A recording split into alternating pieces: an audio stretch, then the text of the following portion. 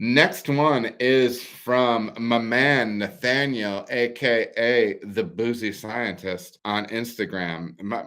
Boozy Scientist is on his grind when it comes to the gram, baby. He's on the gram. He's posting reels. He's posting stories. He's doing his thing, and he's got good questions. And I think he's a brewer's apprentice, as are some of the others that I just read from. Are water additions to control or affect pH, or are they only for the effect on the finished beer? Also, what is your opinion on 5.2 pH stabilizer? Water additions are meant to create the environmental conditions for your mash to be optimum and have other health factors down the line.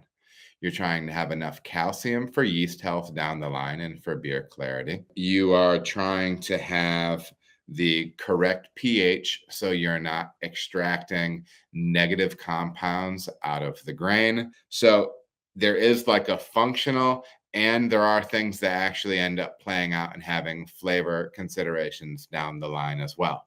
Just a couple of quick notes. I do know that they say I tend to use phosphoric acid. I know amazing brewers that use lactic acid, but it is my understanding that there might be an upper threshold with lactic acid that is achieved more quickly than it is with phosphoric acid when it comes to having potential flavor and or aromatic impact on the final beer. I hear that phosphoric acid is a bit more beer neutral. So yeah, there is that. And then there's the other part of your question, which I'm going to do a little bit of reading for. This was taken from Brew and Water. And if you know, they're the people that I use for my water chemistry stuff. They're the spreadsheet that I use. To answer the question, also, what's your opinion on 5.2 pH stabilizer?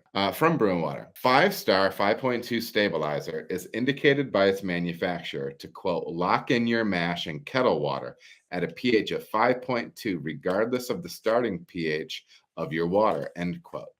Evidence by homebrewers indicates that this product does not produce a mash pH in the preferred room temperature range of 5.3 to 5.5. Side note, you can find many people that swear by this product and love it. Okay. That evidence shows this product does produce some pH moderation in waters with high residual alkalinity. However, the mash pH tends to center around 5.8. While 5.8 pH is acceptable, it is at the upper end of the desirable mashing range. The evidence also shows that in waters with low residual alkalinity, this product shows little effect on mash pH. Since 5-star 5.2 stabilizer is a compound with high sodium content, its use will elevate the sodium concentration in the brewing water. High sodium content can be undesirable from a taste standpoint in beer.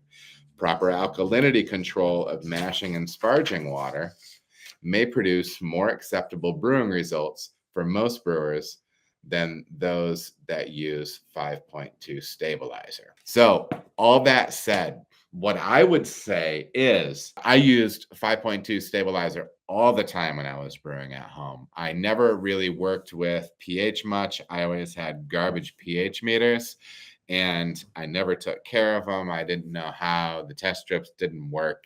I was not very good at that. All right, but I always used it. And I never had issues with my beer. I have heard that brewing some very light beer, you can have some flavor impact. I don't know. That would make sense to me, but I don't know. There are people that use this product, love it, and there are some people that don't want to use it. The last part is kind of the big thing, and it depends on where you're at. If you're at a part in your brewing where you're like, I'm using 5.2 stabilizer, it works for me. I like the beer I'm making, and my friends like it too. Great, keep using it. If you want to push past that and potentially gain some new levers to be adjusting in your pursuit of the best beer you can make, start doing some digging into the water chemistry side, get a detailed water report, and probably like sending away to a lab like Ward's lab, something like that. Start tracking that stuff and start doing some water manipulation utilizing a software like Brew and Water. And you won't have to worry about something like the 5.2 stabilizer. That would just be my suggestion. If it works for you, use it, and you're happy with your beer, use it.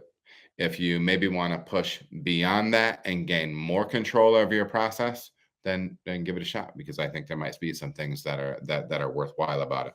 So, Boozy Scientist, there is your answer, man. I thank you so much for your question. All right, everybody, thank you so much for watching. If you feel as if you got any value out of the video, please like and subscribe. There are also other videos that you can watch. They're gonna maybe be over here or over here.